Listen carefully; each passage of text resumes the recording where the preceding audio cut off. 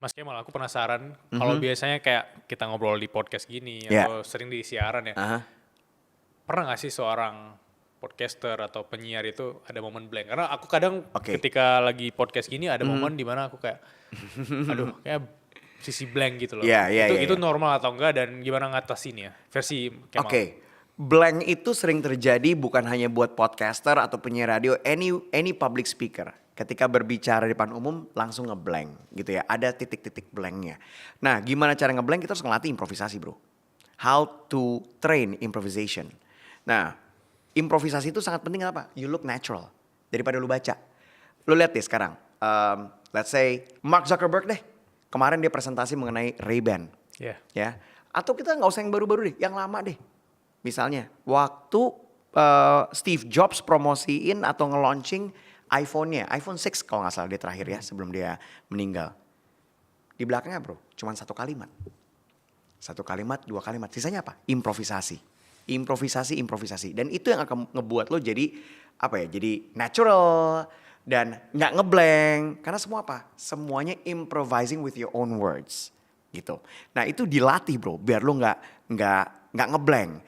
Kalau untuk one on one kayak gini, penyiar radio sering ngeblank. Kenapa? Kalau tamunya jawabnya cuman ya, enggak, ya, not with a story. Nah itu selalu gue bilang buat kenapa gue bilang anak-anak sekarang harus belajar speaking skill. Karena berguna juga untuk ketika lo di interview pekerjaan. Contoh misalnya tadi ya, ngeblank. Gimana sih? Gue training lo biar gak ngeblank. Oke, salah satu trainingnya adalah nih biar lo mau kayak gue, itu ada terapinya di video gue. Bilal kasih gue, let's say 3 kata. Ini biar gak disetting ya. Iya. Kita gak setting Kita nih ya. nggak setting. Lo kasih gue 3 kata, gue hajar storytelling 1 menit. Itu trainingnya kayak gitu. Kasih gue 3 kata yang Oke. gak nyambung, apa aja misalnya. Harus nggak nyambung? Bebas apa aja lah, misalnya meja ke apa. Oke. Ah, ah. 2025, 2025, lari pagi, lari pagi,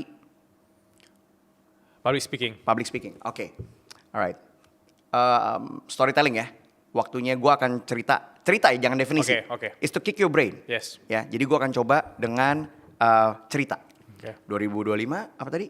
Lari pagi, Lari pagi, public speaking. public speaking. Oke, 3, 2, 1. Ada satu kata yang gue capek banget. Gue dengerin dari dulu. Yaitu resolusi. Setiap bulan Desember itu gue lihat. Zaman dulu di majalah. Resolusi. Kalau sekarang di sosial media. Resolusi. Sekarang gue tanya. Dari sekian banyak resolusi yang lu jalanin. Ada berapa sih yang berjalan dengan baik? Coba cross check.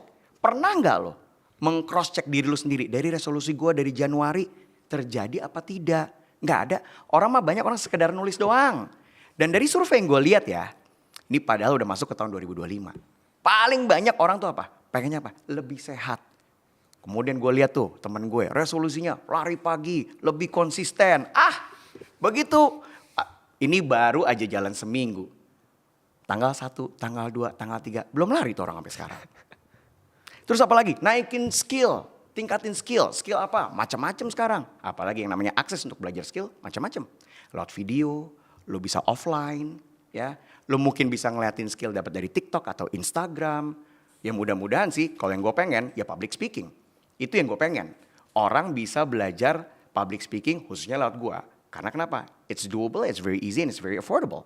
Itu. Ada semua gak? Ada. Tepuk tangan. Ya? Iya, benar.